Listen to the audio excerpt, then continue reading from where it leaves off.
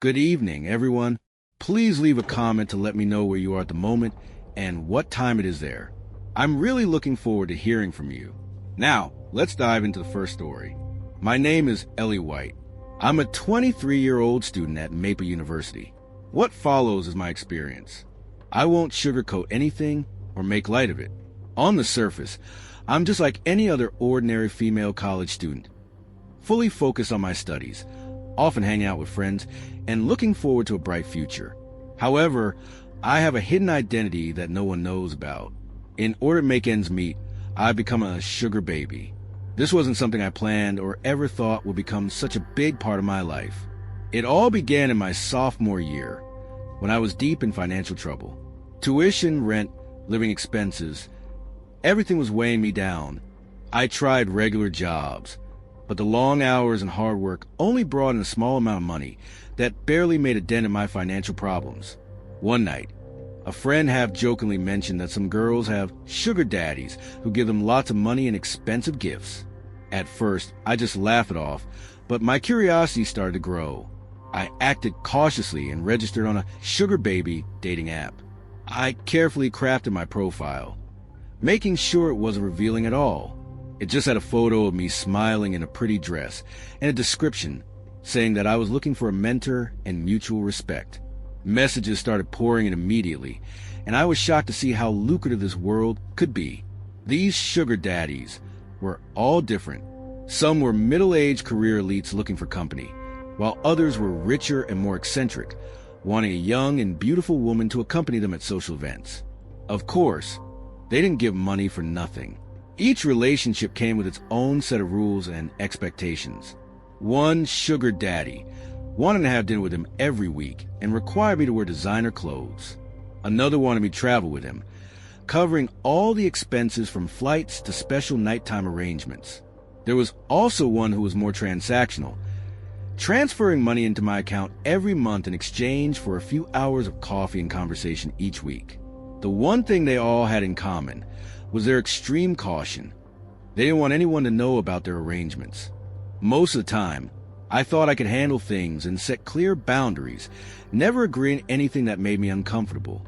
But there were moments of unease, like when a man asked me to move in with him, or when someone suggested I cut off contact with my friends and family because they thought those relationships would interfere with my success. Then one day, I received a message from Alex Murray.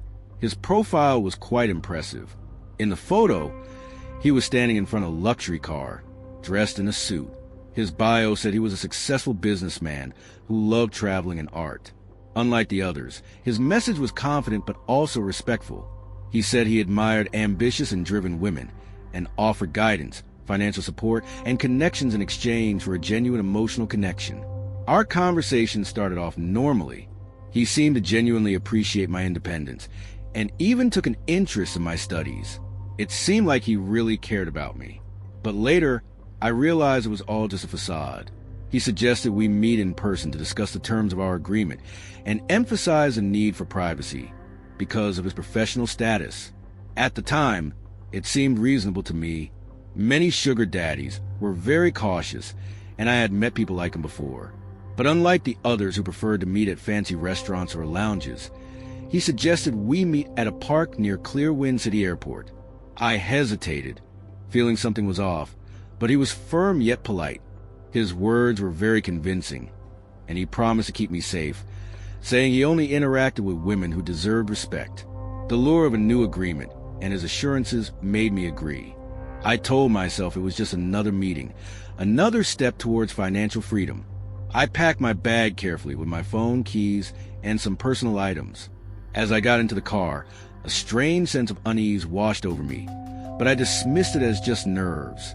I'd been through similar situations before. Little did I know that this meeting would change my life forever. The flight from Sunshine City to Maple City was smooth, but it was another late-night flight that gave me too much time to think.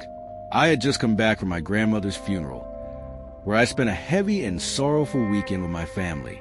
Although I loved them, there were parts of my life they would never know about, like my experience as a sugar baby. In their eyes, I was just a hard-working student with a part-time job, and I wanted to keep it that way. When the plane landed in Maple City, It was well past midnight. The airport was eerily quiet, so quiet that you could hear your own footsteps. I took out my phone and called an Uber, with the destination being a park in North Maple City.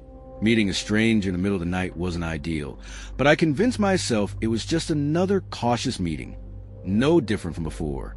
The driver didn't ask any questions, but the occasional glance he threw in the rear-view mirror made me feel uneasy.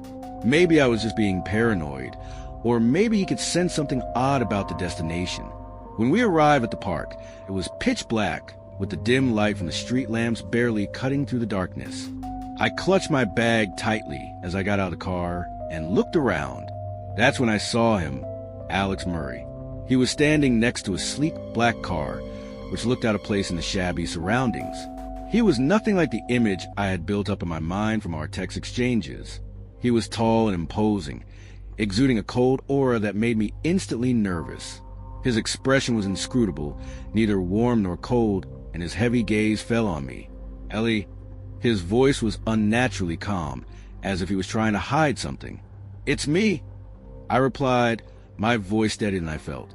He gave a polite smile, but it didn't reach his eyes. "Tired from the flight?" I nodded, not knowing what else to say. My instincts told me to turn around and call another Uber to leave, but my rational mind took over. After all, he was polite, and I had no reason to suspect anything would go wrong. However, as he opened the passenger door for me, a chill ran down my spine. "Shall we go?" he asked. I hesitated for a moment, glancing back at the empty park and then at his car. The interior was spotless, smelling of leather and an indescribable chemical odor. This is just another client, I told myself.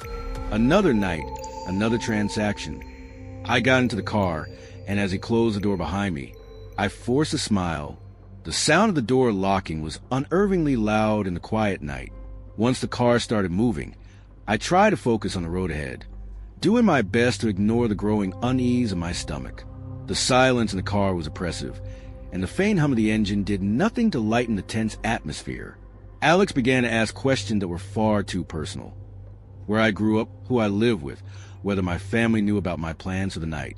On the surface, each question seemed ordinary, but the way he asked them, as if he was searching for hidden secrets, made me very uncomfortable. "Do your parents know you're meeting someone tonight?" he asked, his voice steady but with an underlying hint of something more, causing my body to stiffen involuntarily. "I don't think so," I replied shortly, looking out the window, hoping the ride would end soon.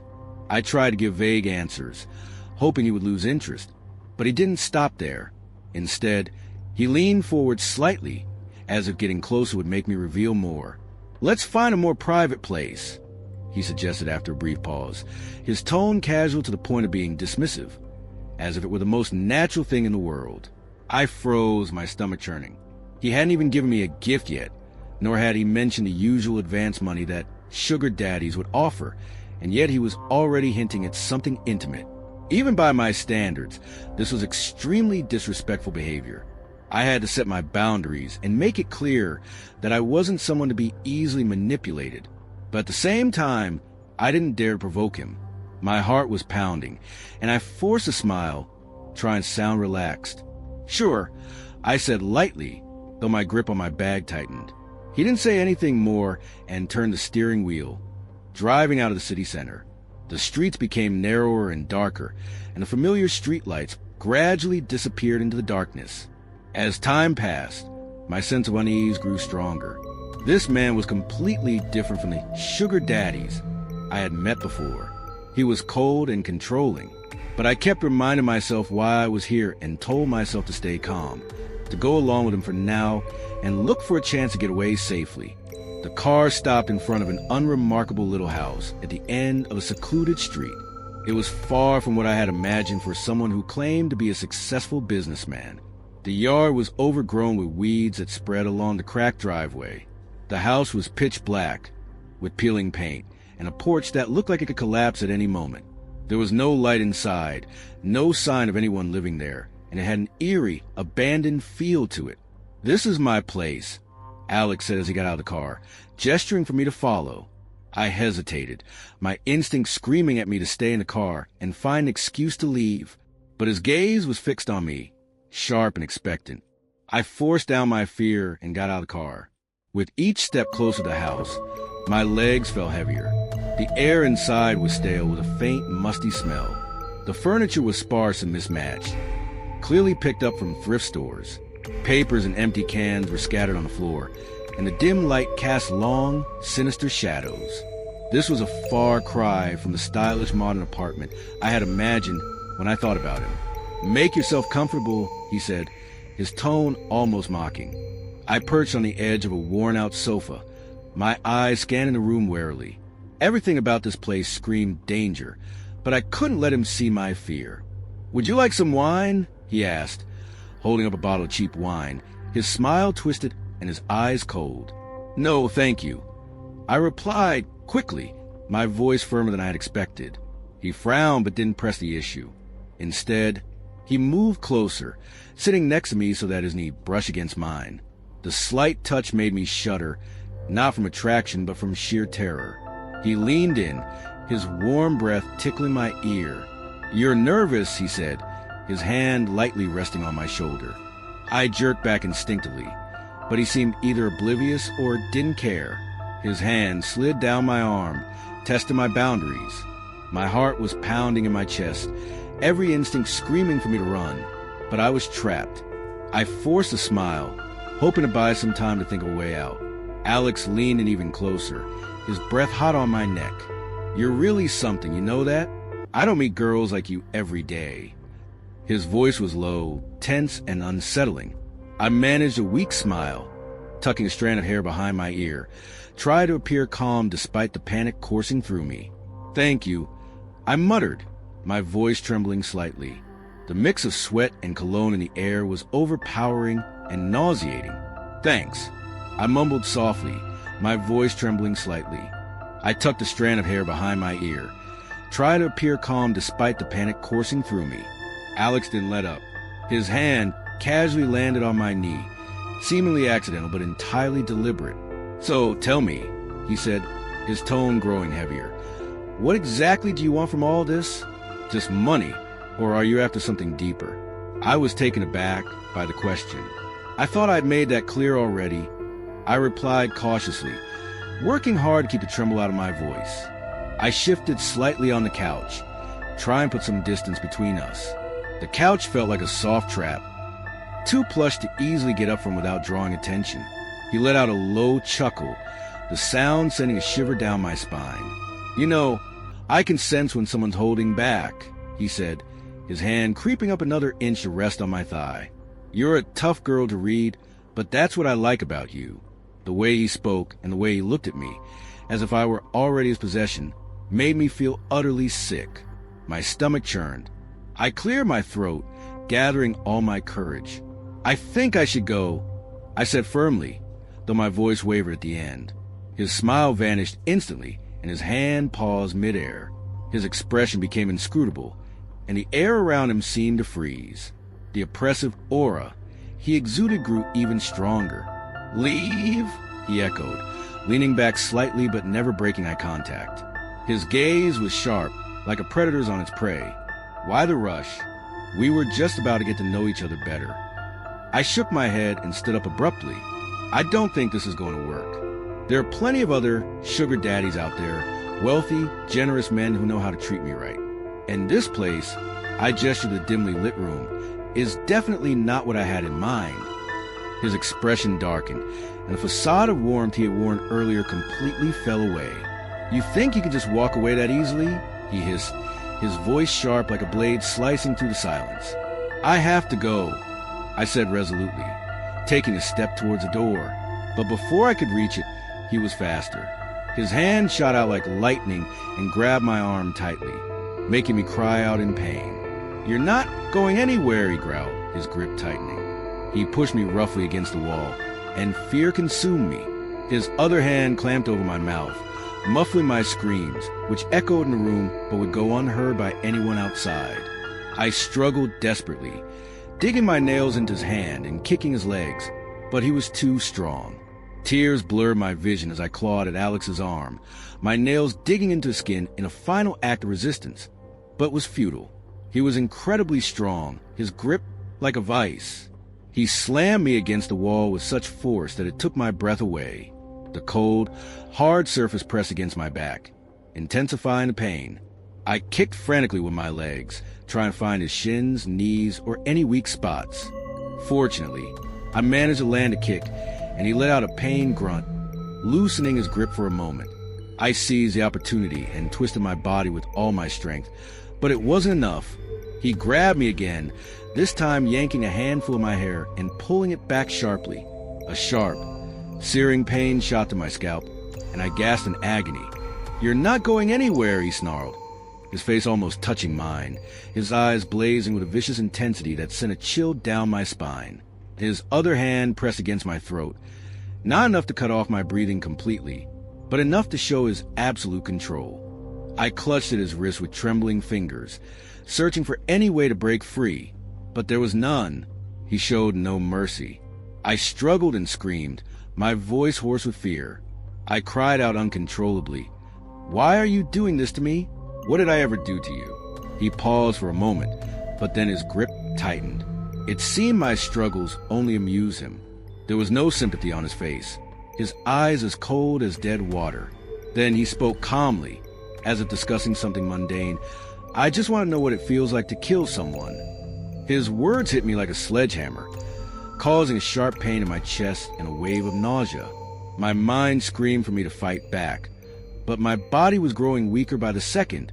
This wasn't a moment of anger, a careless mistake, or a crime of passion. It was premeditated. He had brought me here to satisfy his twisted curiosity, and I was nothing more than his experiment. At that moment, everything became a chaotic mix of fear and pain. My brain urged me to keep fighting, but my body was betraying me with every passing second. As I realized a horrifying truth, my vision began to blur. I couldn't escape. Before the darkness consumed me completely, my last coherent thought was filled with regret and despair. I had thought I could control everything, handle it all, but now I knew I was terribly wrong. This story is adapted from a real case that shocked the region in June 2019. Amy Green, a 23-year-old student at Maple University, disappeared after meeting Victor Blake. Victor Blake was later identified as a dangerous serial offender. After visiting her family, Amy flew back to Maple City and arranged to meet Victor Blake late at night in a park. That meeting turned out to be the end of her life. The police found Amy's charred remains in the backyard of Victor Blake's house. Investigators revealed that Victor Blake had meticulously planned the crime. When asked about his motive, he coldly stated that he just wanted to experience what it felt like to kill someone. Due to the extremely gruesome and horrifying details of the crime and the method used, they were not made public, but the prosecutor described his actions as meticulously planned and utterly merciless. In 2020, Victor Blake was arrested, tried, and ultimately sentenced to life imprisonment without the possibility of parole. On the social app Heartbeat, his profile says he's 45, but he looks no more than early 30s. He's looking for a sugar baby, promising $700 a week and explicitly stating that it doesn't involve any sexual activities. The offer sounds too good to be true, but as a cash-strapped college student, I decided to take a chance. With a nervous heart, I swiped right, which means interested on Heartbeat, and the app immediately notified me that we were a match. Within seconds, his message came through, "Hey, baby." I felt a wave of disgust at the term. I really hated it, but thinking of the $700, I gritted my teeth and replied, "Hey!" He called himself Tom and told me he had his own business, though he never specified what kind. We chatted intermittently for a while, and then he asked for my SpeedPay account number, saying he'd transfer the first payment. A few minutes later, I received a notification of the money arriving. I stared at the $700 on the screen for a good 20 minutes, half expecting to wake up from this dream. But it wasn't a dream. "Still there," he messaged. I opened the chat and replied, "Yeah, sorry, but if you don't mind me asking, what exactly do you want to do for this money?" I held my breath as I waited for his response. After a while, he wrote back, "I just need you to run a few errands for me." To me, that sounded a bit suggestive. Like, what? I probed. "The first thing I need you to do is pick up a package for me," he said. At first glance, It didn't seem like a problem, but something in my gut told me it wasn't that simple. $700 just to pick up a package? Come on, I'm not that naive. Is it from the post office or something? No, I'll send you the address, but I don't want to discuss this on Heartbeat. Do you have Chatties? Or you can just give me your phone number. Chatties? It felt like we were back in 2011. After weighing my options, I gave him my phone number. He quickly sent over the pickup address, followed by his home address, instructed me to deliver the package there after I picked it up. I'm not home right now, but there's a key hidden under the green flower pot by the door. Once inside, leave the package on the coffee table in the living room, and remember to lock the door when you come in and go out.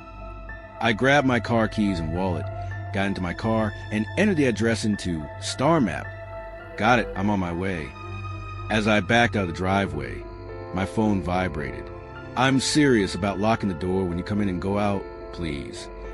I thought the request was a bit excessive, but I agreed to do as he said. When I arrived at the pickup address, the house looked abandoned. It was surrounded by a dilapidated barbed wire fence, with a crooked gate that seemed like it could fall off at any moment, compared to the neat and pretty houses around it. This one was completely out of place. Are you here to pick up something for Tom? I looked up to see a man standing in the open doorway. He was tall, almost filling the entire door frame, with muscles rippling under his skin and tattoos covering his upper body. Yeah, I guess, I said, standing on the sidewalk and not daring take another step forward. Just stay right there, he said. And I did. To be honest, even if he had told me to move, I probably wouldn't have dared. I looked around and realized that there wasn't a single person on the street. Here I was, a 21-year-old girl, all alone and feeling very uneasy. I clutched my car keys tightly for some sense of security. A few minutes later, the man came out with a cardboard box. It was about the size of a shoebox, dirty in some places, and had damp stains on it. Can I open your trunk? He asked. I popped the trunk, not wanting the box to dirty the car seats. He placed it inside. There you go, he said. Thanks, I replied. I walked around to the driver's side and opened the door. Oh, one more thing, he said. I looked at him. Be careful, he warned. I didn't respond. On the drive to Tom's house, I turned the music up as loud as it would go, hoping it would help ease my anxiety, but it didn't work. I parked on the cobblestone driveway of Tom's house and sat in the car, taking in the sight of the house. It was impressive, with stone columns on the porch and a lawn that was so green it looked unreal, the greenest lawn I had ever seen. I turned off the engine, got out of the car, picked up the package, walked to the front door, and found the key where it said it would be. I opened the door and went inside, closing it behind me. At that moment, I remembered what he had said about locking the door when I came in, although I thought the request was a bit unnecessary. For some reason, I reached for the lock and turned it. Walking into the house, I stepped on a thick, burgundy carpet that felt soft and plush under my feet. I looked around at the interior decor, expensive-looking wooden furniture everywhere. I thought to myself that the money spent on just the furniture could probably cover my college tuition for more than a decade. I placed the package on the coffee table and was about to head for the door when I suddenly heard the sound of a telephone ringing somewhere in the house. I froze. My phone vibrated in my pocket and I took out to see a message. Don't answer any calls except Mike's. I put the phone back in my pocket and followed the ringing sound, peeking into several rooms until I found the phone in an office. I walked over to the desk and saw the caller ID. Call from Tom. That was strange. I took out my phone again and looked at the previous message, feeling more and more uneasy. A shiver ran down my spine. To be on the safe side, I decided not to answer the call and left the house, making sure to lock the door behind me. After that, I did a few more tasks for Tom. Once, I drove a BMW to an unknown park in another city, got out of the car there, and drove a different one back to Tom's house. Another time, he had me have lunch with one of his employees, who gave me a briefcase to deliver to the same house where I had picked up the package, warning me that he would know if I peeked inside. Several times, he had me drive to that house and spend some time there with a man named Javier. So far, I had made about $3,500 in total. Recently, Tom asked me to stay overnight at his house. I received a text message from him. I need you to stay at my place for one night. I had never met him in person, but I had spoken to him on the phone a few times. He continued in the message, saying that he would pay me $1,000 if I followed some rules. That night, I drove to his house. The driveway was, as always, empty, but the porch light was on. I walked up, opened the door, went inside, and locked it behind me. Everything in the house looked the same as before. Tom had said in the call that he would leave a list of rules on the dining room table. I put my things in the living room, which looked shabby compared to the luxurious furniture in the house. I took a quick tour of the kitchen, and then went to the dining room. Sure enough, there was a piece of paper under a wooden table, with an empty glass on top. The note read, "Lock the door when you come in. Only answer calls from Mike. From 9 p.m. to 11 p.m., do not turn on any faucets. After 10 p.m., do not open the door for anyone, no matter who it is. If the closet at the end of the hallway is open, sleep in the study. If it's closed, sleep in any bedroom. The gardener will come at midnight. If he knocks on the window, hide. Turn on the TV and leave it on static all night. Don't forget, feel free to eat anything in the fridge. I'll give you money in the morning. Good night." I followed all the rules as instructed. Honestly, I kind of regretted agreeing to stay the night, but since I was already there and there was money involved, I figured I might as well make the best of it. I thought to myself that as long as I followed the rules, nothing bad should happen. That being said, the whole thing still felt very eerie, like I had walked into a haunted house or something. Despite my misgivings, I wandered around the house for a few hours. I planned to go to bed around 9 p.m. because that's when the weird stuff would start. At 8:50 p.m., I brushed my teeth, which was the last time I'd used water before 9 p.m. I checked the closet at the end of the hallway. The door was open, so I moved my things to the study and prepared to sleep on the sofa. Just to be safe, I locked the door and then lay down on the sofa, scrolling through my phone. I didn't receive any more messages from Tom, and I couldn't help but wonder why he had so many strange and strict rules in the house. I dozed off for a while, and at 10:16 p.m. the doorbell suddenly rang. I started to get up to check, but then I remembered the rule about not opening the door after 10 p.m. I had to stay perfectly still on the sofa, not daring to make a sound, for fear that someone outside might hear me. "We are the police. Open the door." I didn't move. "Hello, we are the police. Open the door right now, or we will force our way in." I still didn't move, but my heart was pounding, and all I could hear was the sound of my heartbeat. There was a brief silence, and then the doorbell rang again. "Hey, it's Tom." Open the door. It sounded like Tom, but I didn't get up. Didn't he have a key? Why did he need me to open the door for him? The doorbell rang intermittently for almost an hour, with different people announcing themselves, and when I didn't respond, they would leave. Eventually, I fell asleep, and the gardener never came. The next morning, I heard some noise in the kitchen. So I slowly got up, trying to be as quiet as possible, and walked through the living room into the kitchen. I stopped at the doorway and peeked inside. It was Tom. He was standing in front of the stove, stirring something, with the coffee machine brewing coffee on the counter behind him. "Hey, good morning," he greeted me.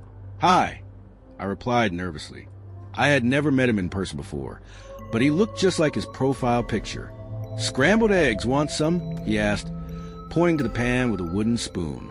"Sure, thanks," I said, walking over and taking the plate from his hand. I ate my breakfast in silence, sipping my coffee. "How was your night?" he asked. "It was fine. Nothing particularly strange happened," I replied. "That's good," he said. The atmosphere in the room was a bit awkward.